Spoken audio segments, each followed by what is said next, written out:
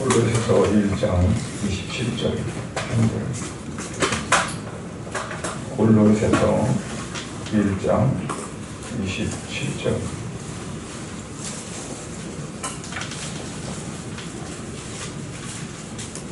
같이 봉독합니다. 하나님이 그들로 하여금 이 비밀의 영광이 이방인 가운데 얼마나 풍성한지를 알게 하려 하심이라. 이 비밀은 너희 안에 계신 그리스도이시니 그 영광의 소망이니라. 아멘.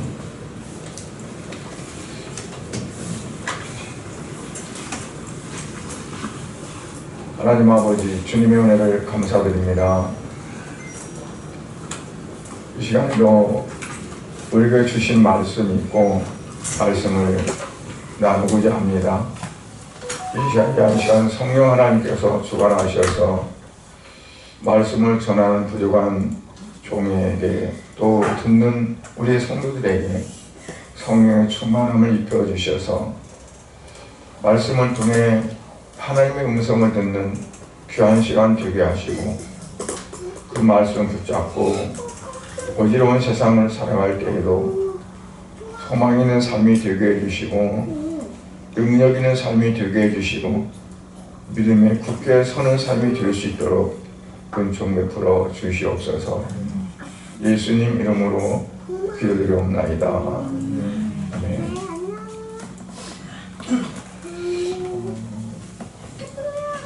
우리가 살아가면서 가장 결정하는 것 중에서 어리석은 결정은 뭐냐면 포기하는 거라고 볼 수 있습니다. 난 안 돼. 할 수 없어. 불가능해.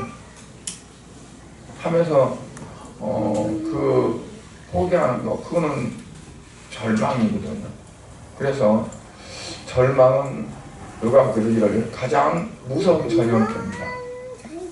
한 사람이 절망적인 말을 하면 그게 전염이 돼서 그 사람도 똑같이 절망적인 생각을 갖고 있고, 그게 이제 하나의 공동체의 어떤 그런 부분이 이루어지면 아주 무서운 그러한 상황이 나타나게 되는 거죠. 어제 TV를 잠깐 봤는데 어떤 나라 가는데 잊어먹었어요. 어디 봐가지고. 그런데 나이가 났더라고요. 못 살겠다는 거죠. 그러면서 막 커다란 인형을 만들어가지고 낫으로 찢고 뭐 난리가 났어요.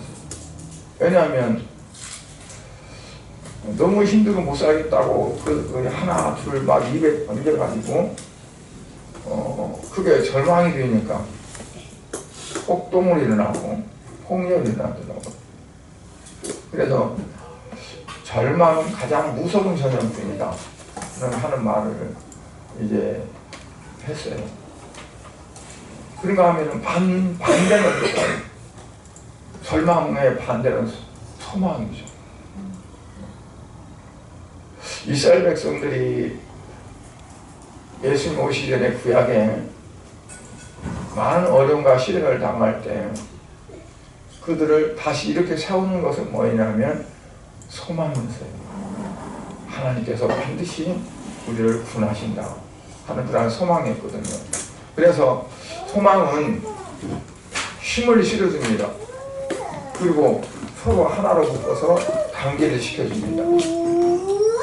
그리고 어떠한 능력이 조금 있으면 그 능력을 몇 배로 증가시켜서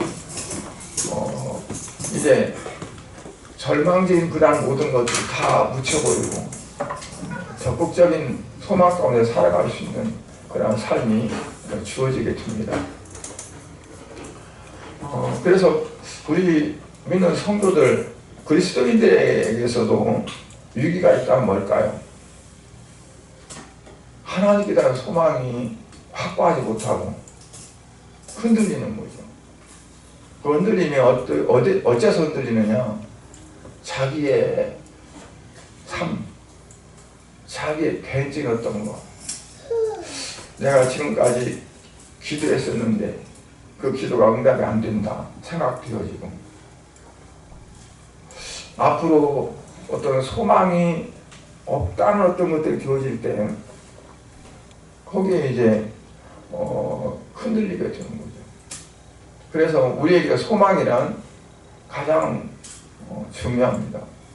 고린도전서에 보면 믿음, 소망, 사랑, 이것은 항상 있을 것인데 그 중에 제일은 사랑이라고 했지만, 우리가 이 땅에 살아가는 데 있어서 물론 사랑이 필요하지만, 그러나 소망이 없으면 사랑도 안 돼.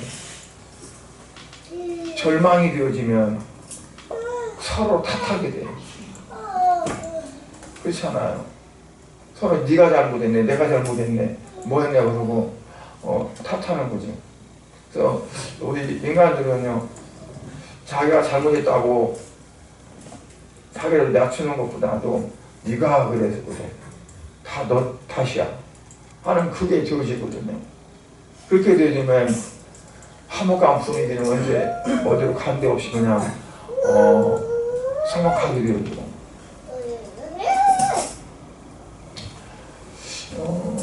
그래서 우리가 인생을 살아가는 데 있어서 가장 우리를 패배였다는 무서운 구렁텅이에 집어드는 것은 뭐냐면, 어떤 환경적인 것이 표면적인 이유가 되겠지만, 그러나 실제로는 내면적인 것은 절망이라고 했습니다. 소망이 없는 것. 소망이 있다면 좀 힘들어도 견뎌요. 이게 나가요. 우선 우리가 조금 화를 때 졸라매자. 우선 참자. 그러면서 좋은 날이 있다 하면서 이렇게 나가는데 그게 안 보여요. 그러면 그냥 꼬꾸라지는 거죠.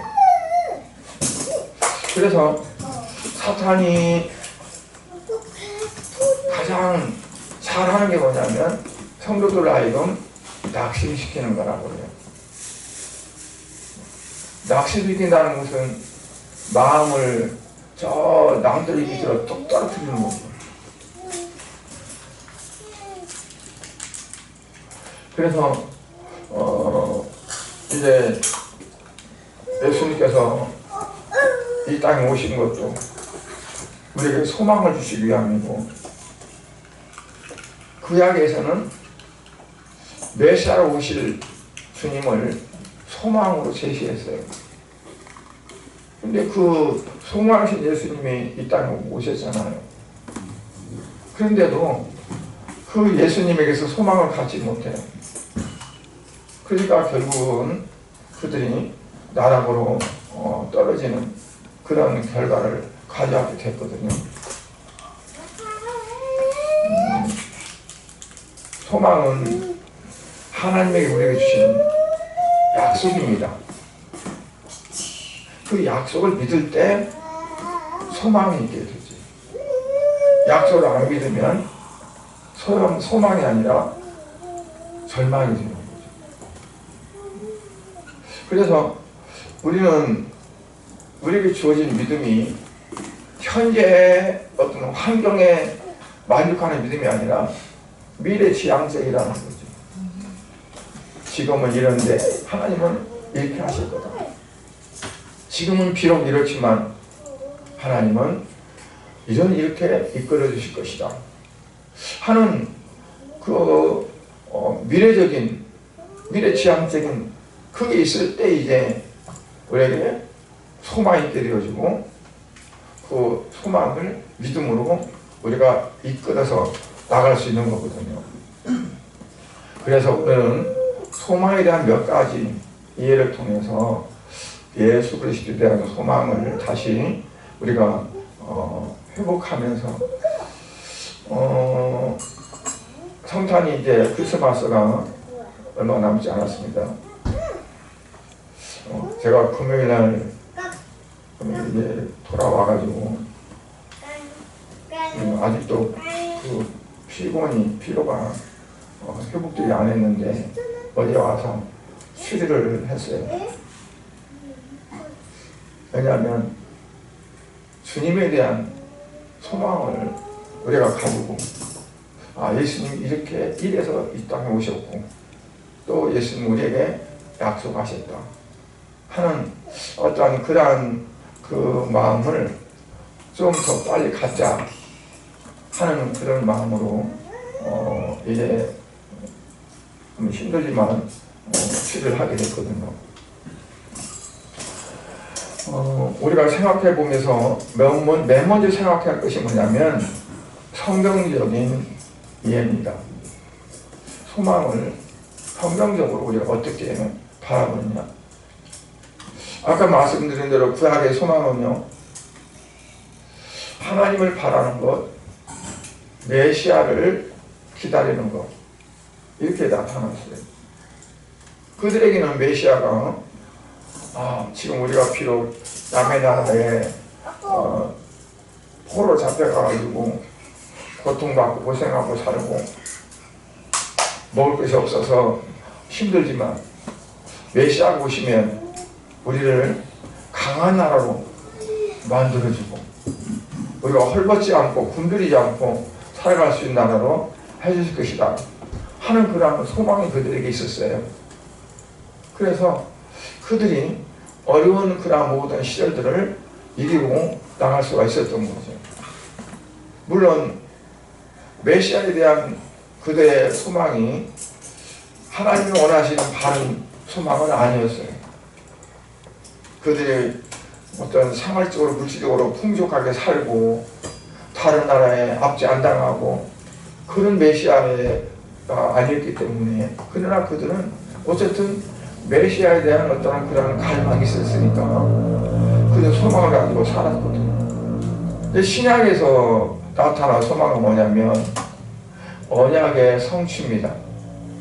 하나님이 말씀하신 것들이 하나하나 열매를 맺는, 그리고 이제는 이 땅에서보다 천국의 소망을 가지고 살아가는 이제 그런 거죠. 결국은 하나님께서 우리를 구원해 주시고 우리에게 영생을 주시고 그리고 그 천국에 가서 우리가 영적으로 살아갈 수 있는 그걸 이제 바라보면서 나아가는 거죠. 그래서 우리는 이 세상에 어떤 것에 매이지 않으니까, 그리고 천국의 소망을 가지고 살아가니까 거기에는 물질적인 애착도 내려놔야 되고, 이 땅에서의 어떻게 누리고 살아가느냐 거기에 주안점이 되는 것이 아니라 우리가 이 땅에 어떤 삶이 아니라 하나님이 우리를 위해서 예비하신 그곳에서 살아갈 것을 생각하면서 소망을 갖고 살아가는 그 삶을 이제 우리에게 말씀하시는 거예요. 그런데 만약에 미래가 불확실하다면 어떨까요? 소망이 있을까요? 비빔밥이에요? 몰라. 그때 가봐야 알지. 하면서 불확실하다면 죽어봐야 천국이 있는 것도 알지. 지금 어떻게 알아? 하면서 천국이란 어떠한 것도 확실하지 않아. 그러면 거기에 소망이 있을 수가 없거든요. 그런데 사도 바울은 소망의 근거를 어디에 두냐면 미래에 둔 것이 아니라 과거를 근거로 소망을 가지고 있어요. 과거에 없는 것 가운데 있게 하시고 죽은 자를 살리신 이렇게 하셨던 하나님. 그러니까 이스라엘 백성들에게 하나님은 계속 거듭 말씀하는 게 뭐냐면 너희가 애굽의 종되었던 때를 생각하라. 너희는 그 홍해를 어떻게 건너게 해준던가를 생각하라. 광야에서 아무것도 없는 광야에서 너희를 어떻게 먹이고 어떻게 너희들 하여금 죽지 않고 40년을 광야를 통과해서 온 것을 생각합니다. 그러니까 계속 하나님은 뭐냐, 이스라엘 백성들에게 저 멀리는 아브라함 때부터, 그리고 그들에게 가장 중요한 애굽에 정살했을 때 하나님이 그들의 그 하나님의 부르짖음을 듣고 그들을 구해주시고, 바로에 의해서부터 하나님 보호해주시고, 홍해에서 이스라엘 백성들 주를 쫓아오던 자들은 다 물속에 빠져서 죽었는데 이스라엘 백성들은 한 사람도 나고 잡아서 다 홍해를 건너게 돼요. 그들이 길쌈도 하지 않고 심지도 않고 거두지도 않는 그 사막 땅에서 40년을 굶주지 않고 물이 없어서 비바리 죽이지 않고 그들을 살게 하시는 하나님. 그러니까 그 과거적인 것들을 되돌리면서 이스라엘 백성들이 말씀하신 것처럼 사도 바울도 마찬가지로 바울이 그 소망의 근거를 어디에 두냐면 과거에 뒀어요. 그래서 우리 신앙은 어떠냐면 내 지나온 어디에 거기에 그 삶 속에서 하나님의 살아계심을 내가 발견하고 확신하지 못한다면 미래에 소망이 없는 겁니다.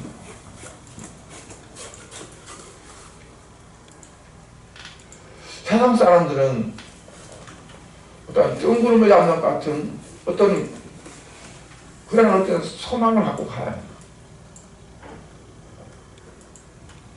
근데 우리는 뭐냐면 지금까지 나를 이렇게 해주셨고 이렇게 하신 하나님,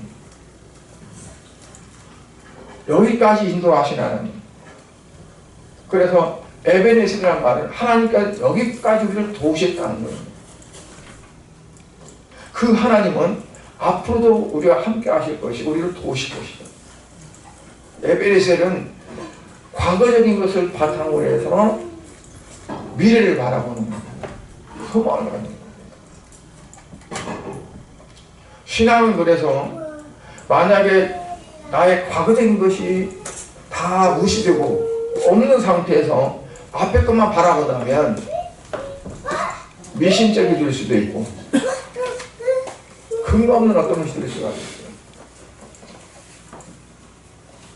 그래서 신앙은 내 걸어온 뒤 발자취를 보면서 하나님이 나를 도우셨고 하나님 아니셨으면 내가 여기까지 오지도 못했고 하나님의 은혜다, 하나님의 사랑이다 하는 것들이 내 가슴에, 내 속에 이게 베이스로 밑으로 깔려 있을 때 그 사람이 바라보는 모든 것들이 소망적으로 볼 수 있는, 그러면 다 뭘까 허수아비처럼 헛된 영상과 같이 그렇게 되어집니다.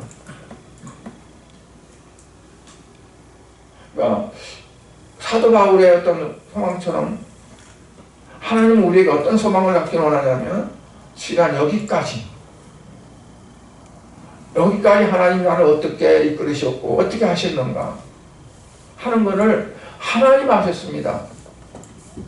하나님께 이렇게 하셨고 나는 이렇게 하셨습니다 하는 그게 내 안에 고백이 되어지고 그게 내 안에 신앙으로 되어졌을 때 앞을 내다보는 것들이 살아있는 소망이 될 수가 있어요. 그게 안 되어지면 막연한 것들이 돼요. 막연한 것. 그래서 하나님은 계속 이스라엘 백성들에게 뒤에 너희들 내가 어떻게 했냐, 어떻게 했었느냐 하는 것을 계속 되새김질 시켜요. 리바이벌. 그러니까 우리가 앞에 걸 바라보기 전에 뒤에 거를 들어가면서 하나님 이렇게 하셨다. 만약 나를 하나님 부르지 않았다면 나는 지금 세상에서 이렇게 살아갈 거고 하나님을 알지 못한 가운데에서 살아갈 것이다 하는 그러한 것들이 내 안에 바닥에 베이스로 있을 때 그게 이제 진정한 살아있는 소망이 그럴 수 있는 거거든요.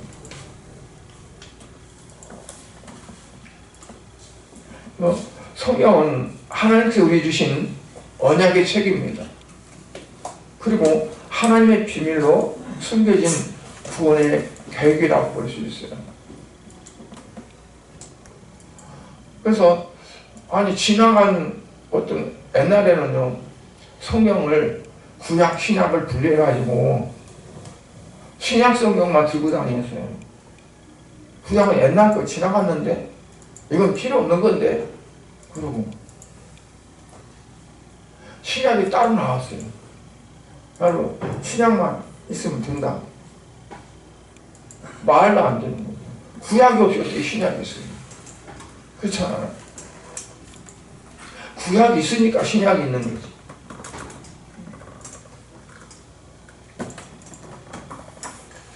그러니까 어떠한 소망이라는 것은 과거적인 고백이 없이는 진정한 소망이 못 된다. 막연한 거고 자기 어떤 것들을 바탕으로 해서 그걸 바라보는 거고 그것들은 헛된 것들이 지어지는 거죠.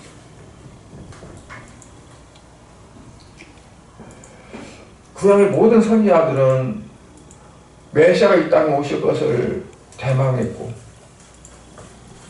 그들의 삶의 중심을 그렇게 삼았어요.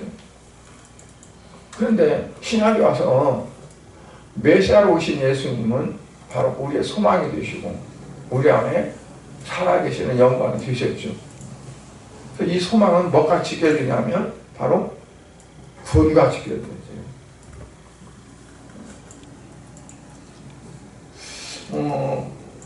당신은 천국에 갈 소망이 믿음이 있으니까 확신합니까? 그러면은 고민되어지고 확실히 말도 하지 못하고 그런 분들은 대체적으로 어떤 사람들이냐면 하나님이 나를 지금까지 이러한 역경, 이러한 환난, 이러한 어떤 그러한 세계 속에서 나를 이끌어 오셨다는 것을 내가 믿지 못하고 그러한 어떤 것이 없는 사람들, 그런 사람들은 어떠냐면 미래 확신도 없는 거예요. 그러나 그게 있는 사람들은 확고한 믿음을 가지고 소망을 가질 수가 있어요. 그래서 우리가 신앙생활하는 것은 뒤에 걸 다 버리는 게 아닙니다. 다 버리는 것이 아니라 그걸 의지하진 않지만 그 가운데서 하나님이 나를 어떻게 섭리하시 이끌어 오시는가를 우리가 가지고 오셔야 돼요. 그래.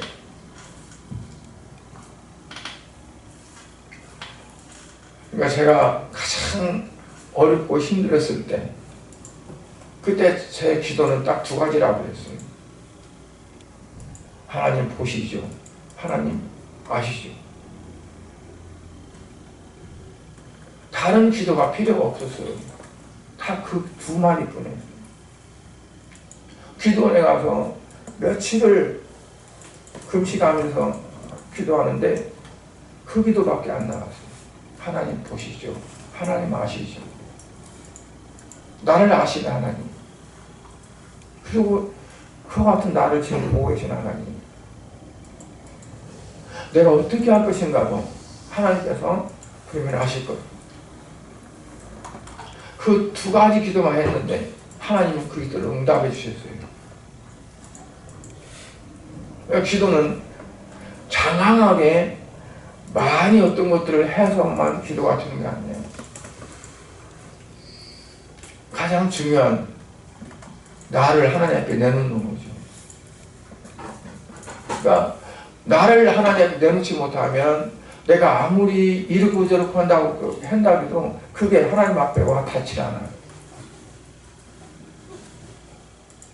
그러니까 우리의 그 뒤에 있는 것들, 지금까지 온 것들,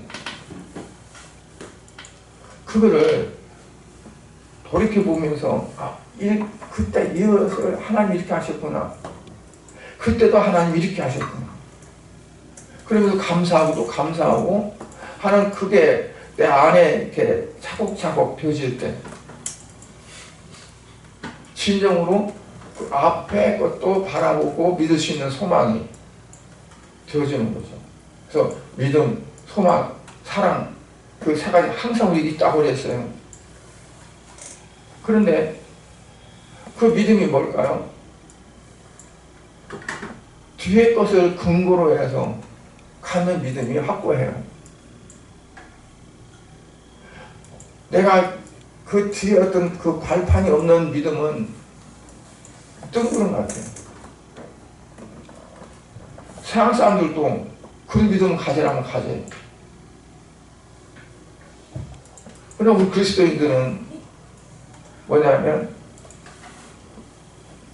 지나온 세월 속에 주님의 발자취와 주님이 함께 하셨던 그런 것들이 다 이렇게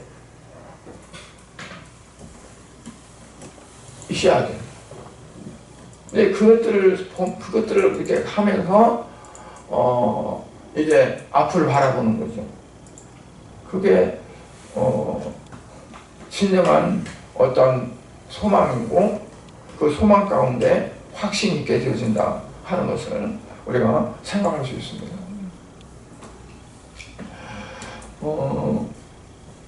그래서 또 하나는 뭐냐면 기독교는 역사적인 종교다. 현재까지 장권 역사 속에서 하나님은 많은 일들을 이루셨고 그것들을 우리에게 보여주시고 말씀하시고 그러한 것들을 우리가 보면서 내가 직접 경험하지 않았지만 말씀을 통해서 그걸 내가 체험하고 경험하면서 그리고 이해하고 나아가는 거죠. 그러니까 성경은요 신약도 마찬가지지만 우리가 안 겪었잖아요. 우리가 구약 시대에 살았어요? 안 살았어요? 예수님 당시에 우리가 있었어요? 없었잖아요. 그런데 그 구약이나 신약의 그 성경에 있는 모든 그러한 상황이 어떠냐면 내가 지금 그 상황 속에서 살아가는 그게 되어져야 되죠.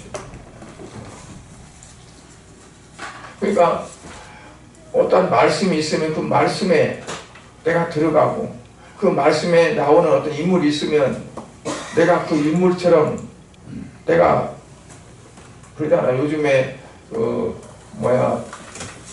연극이나 그런 드라마나 영화나 하면 대본이잖아요.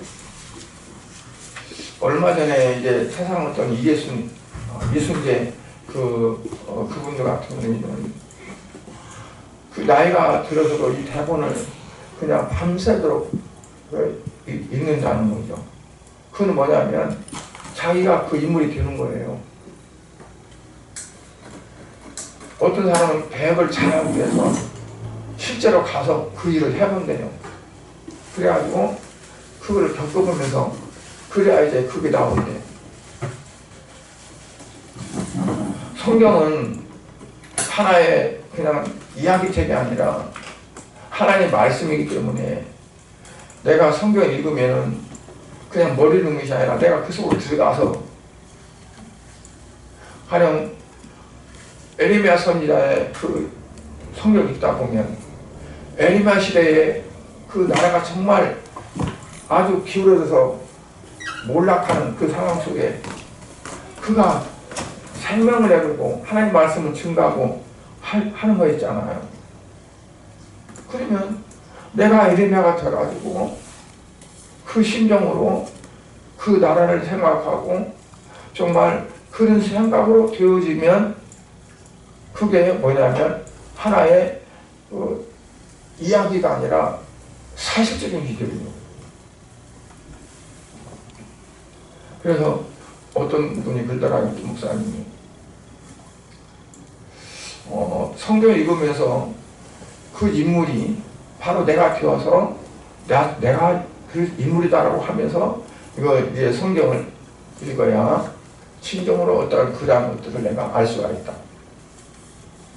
네, 그러더라고요. 그러니까 우리가 말씀을 들으면서도 그 말씀을 나하고는 갭이 있고 거리가 있고 하는 걸 들으면 하나 은혜가 안 돼. 아, 그게 바로 나구나. 내가 그렇게 하고 있었구나. 내가 지난날 모든 것들을 하나님 하셨다고 생각하지 않고 왜 나에게는 이런 일이 있었지? 왜 내게 저 말도 안 되는 일이 일어났었지?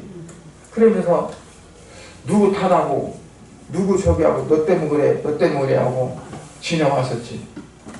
근데 바로 내가 그랬는데 나 때문에 그랬는데 그게 생각이 들고 그게 내 안에 이렇게 와 닿는다면 그게 이게 말씀에 적용이 되어지는 거죠.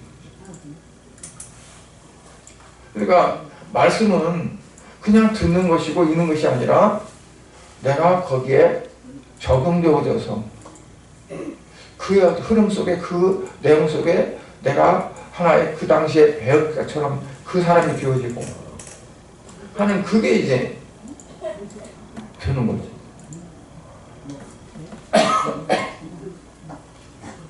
그래야 그게 우리가 드라마를 볼 때도 영화를 볼 때도 뭘 볼 때도 그 사람이 배우를 얼마나 잘하는지.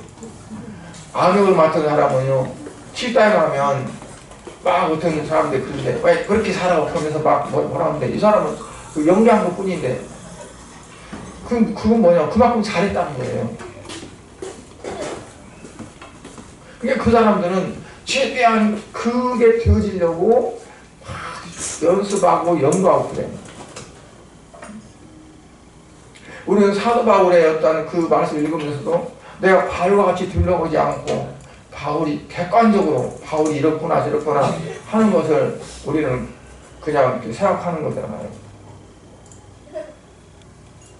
그래서 그 성경도 역사적인 이해라고 하지만 역사적 이해로 끝나는 것이 아니라 뭐요 그 상황 그 환경이 바로 현실의 나와의 내가 거기에 같이 이제 접목이 되어져서 그렇게 되어야 된다.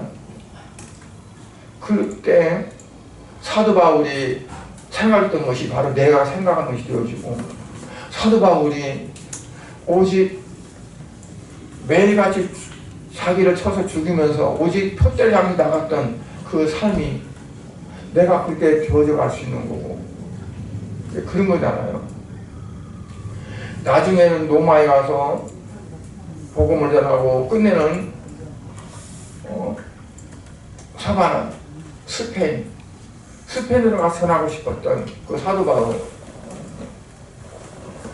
여행하기 위해서 그런 것이 아니라 나중에 스페인이 전 세계를 돌아다니면서 점령하고 신비 삼고 그래가지고 그들이 들어간 곳마다 지금 카톨릭이 서 있어요. 그러니까 복음이 그들을 통해서 타고 전 세계로 가기 위해서 자기는 이렇게 못 가지만 그래서 스페인으로 가고 싶은 그런 마음을 비셨던 겁니다. 그리고 마지막으로 실천적인 이해라고 볼 수 있어요. 그리스도는 모든 것에 소망이 되지만 경제적인 회복의 소망도 된다고 말할 수 있어요. 왜냐하면 예수님께서는 부유한 자라서 가난하던 그 자체가 이게 우리를 하여금 부유하게 하기 위해서 그랬다. 고린도후서 8장 9절에 보면 그래요. 우리 예수 그리스도의 은혜를 너희가 알거니와 부유하신 이로서 부유하다 얼마큼 부유해 모든 걸 다 가진 이로서 너희를 위하여 가난하게 되심은 그의 가난함으로 말미암아 너희를 부유하게 하려 하십니다. 물론 물질적인 것만 가지고 하는 건 아니죠. 그러나 모든 삶이 부유함이 되게 하려 한다는 거예요. 또는 그리스도는요 분단된 우리 국가의 소망이 되기도 합니다. 왜냐하면 우리가 통일을 하다가 언제부턴가 통일한 말이 점점 사라져요. 옛날에는 우리의 소원은 통일. 우리 민족의 소원이 통일이고 그 가장 바람이 통일이라고 했었는데 요즘은 그게 점점 없어졌어요. 왜 그런지 아세요? 통일만 둔다면 그 이후에 올 거. 경제적으로 혼란이 올 거다. 정치적으로 혼란이 올 거다. 문화적으로 그럴 거다. 그래서 지금이 더 좋아. 통일되면 잘못하면 둘 다 망해. 하는 그러한 관념들이 지배적이에요. 그래서 통일을 그렇게 염원하지는 않아요. 그냥 이대로 좋다는 거죠. 그런데요, 우리나라의 통일은 생각지도 않을 때 불시에 하나님의 선물로 우리에게 다가온다고 봅니다. 왜냐하면 성경에 에스겔서 37장 16절, 17절 그리고 22절에 보면요, 하나님께서 에스겔에 그래요. 인자야, 너는 막대기 하나를 가져다가 그 위에 유다와 또 그 짝 이스라엘 자손이라 쓰고 또 다른 막대기 하나를 가지고 그 위에 뭐라고 하냐면 에브라임의 막대기 곧 요셉과 그 짝 이스라엘 족속이라 쓰라. 그러니까 하나는 막대기를 두 개 갖다가 하나는 유다라 쓰고 하나는 에브라임 이스라엘이라 쓰다는 거죠. 그러니까 이스라엘과 유다가 갈라졌잖아요. 나라가 두 나라로 됐었어요. 북쪽에는 이스라엘, 남쪽에는 유다. 그런데 에스겔에게 막대기 두 개를 갖다가 하나는 막대기다가는 이스라엘이라 쓰라, 하나는 유다라 쓰라, 그런 거예요. 그리고 17절에 보니까 그 막대기들을 서로 향하여 하나가 되게 하라. 네 손에서 둘이 하나가 되리라. 그리고 22절에 보면 그 땅 이스라엘 모든 산에서 그들이 한 나라를 이루어서 한 임금이 모두 다스리게 하리니 그들이 다시는 두 민족이 되지 아니하며 두 나라로 나누지 아니할지라.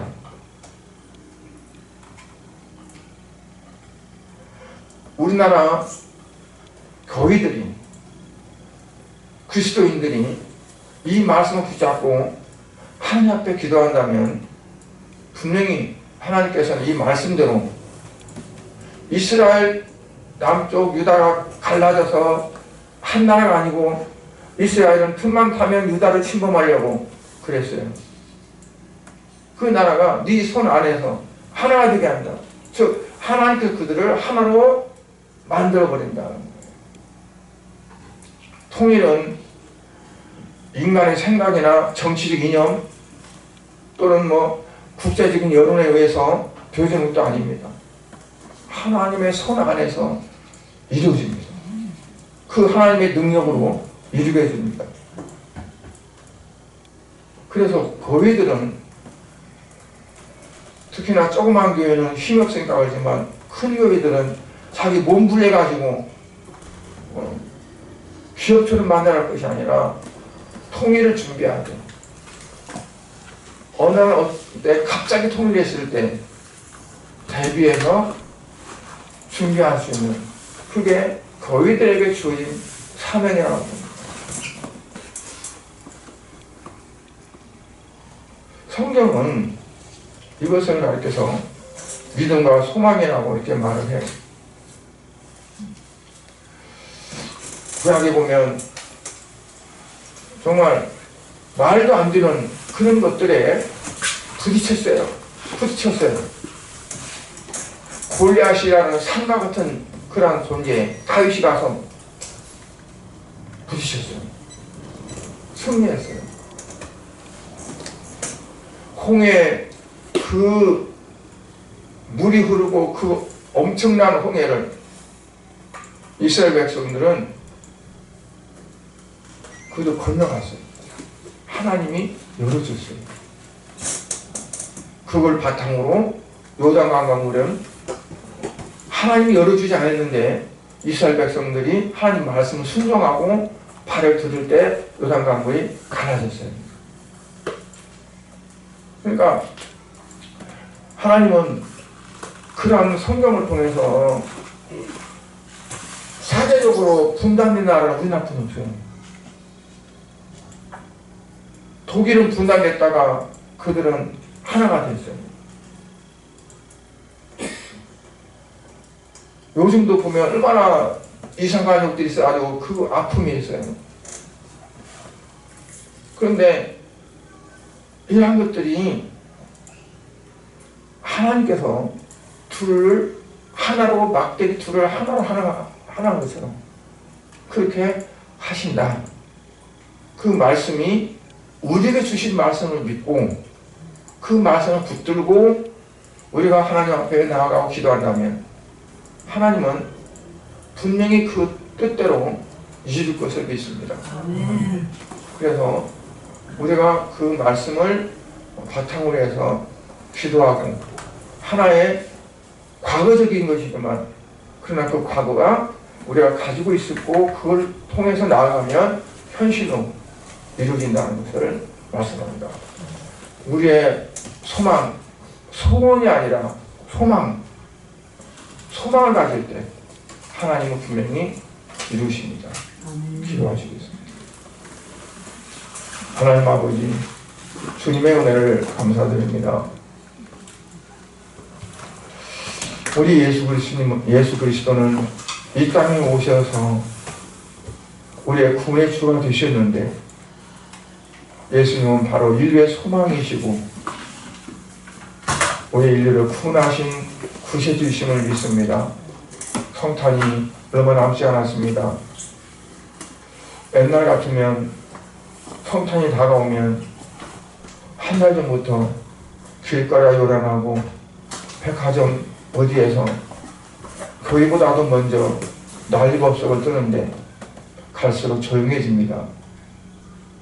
주님, 예수님이 이 땅에 오셔서 우리에게 평화를 주신다고 하셨고 그리고 우리에게 구원을 주셨는데 우리는 그 구원의 삶을 살아가면서도 그리스도로 인해서 참으로 참된 평화를 누리지 못하고 기쁨을 누리지 못할 때가 많습니다. 주님, 지난날의 모든 삶 속에서 예수님이 나에게 어떻게 하셨는가, 내가 어떻게 여기까지 왔는가를 우리가 돌아보면서 정말 그 주님이 나의 진정한 소망이 되어지고 인류의 소망이 되고 우리 대한민국의 소망이 될 수 있는 은혜를 주시기를 원합니다. 주님, 세계적으로 분단된 국가는 우리나라밖에 없습니다. 저 남과 북이 하나가 되어져서 주님 머지않아 막대기 두 개가 하나가 되어서 이스라엘과 유다가 하나가 되어진 것처럼 이와 같이 하나가 될 수 있도록 은혜 베풀어 주시옵소서. 그래서 민족의 영혼이고 소원인 통일이 이루어지고 우리 주님 앞에 온전히 영광을 돌릴 수 있는 복된 삶이 되어지도록 축복하여 주시옵소서. 예수님 이름으로 기도드리옵나이다. 아멘.